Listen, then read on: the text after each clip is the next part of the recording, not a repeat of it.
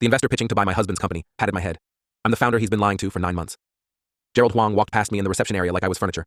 His hand landed on top of my head, brief and patronizing, while he continued talking to Derek about quarterly projections. Good wives support their husbands' dreams, he said without looking at me. His associate, a woman in her 30s with sharp eyes and sharper heels, gave me a sympathetic smile that made my stomach turn. I held my coffee cup and watched my husband guide a $400 million investor into the conference room to discuss purchasing the company I built from nothing. The company Derek claimed to own. The company he'd been systematically stealing from me for 9 months while I was too buried in code to notice. Derek introduced me to the room as his wife, Olivia, just here to observe and support. He gestured to the chair in the corner, away from the main table, the spot, reserved for assistants and note-takers. Gerald nodded at me the way you acknowledge waitstaff. His associate, whose name tag read Jennifer Park, studied me with more interest than anyone else in the room. She noticed my laptop, noticed the way my fingers moved unconsciously like I was typing code, even while sitting still. Derek launched into his presentation using slides I'd created, algorithms I'd developed, architecture I'd designed over 3 years of 18-hour days. Every single technical detail came from my brain, but his name was plastered across the title slide in bold letters.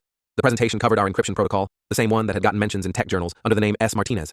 I'd used my maiden name professionally because Derek suggested it would be easier for clients to remember. Now I understood he'd wanted separation between my work and his identity. Gerald asked specific technical questions about implementation. Derek fumbled, his face going slightly red as he promised his team would clarify the details later.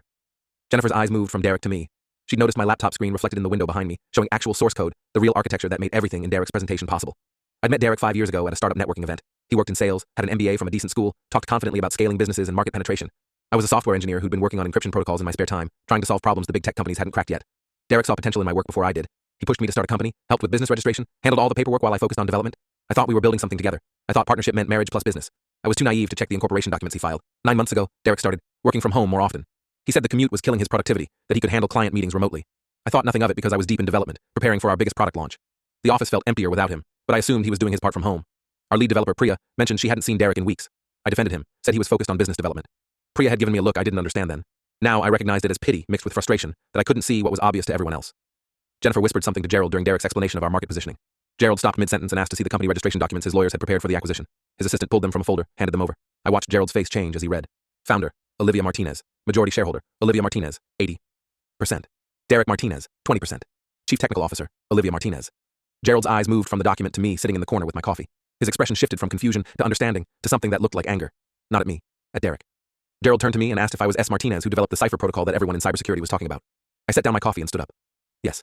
He asked if I wrote the code for everything Derek just presented. Yes. He asked how long it had been since Derek actually worked at the company.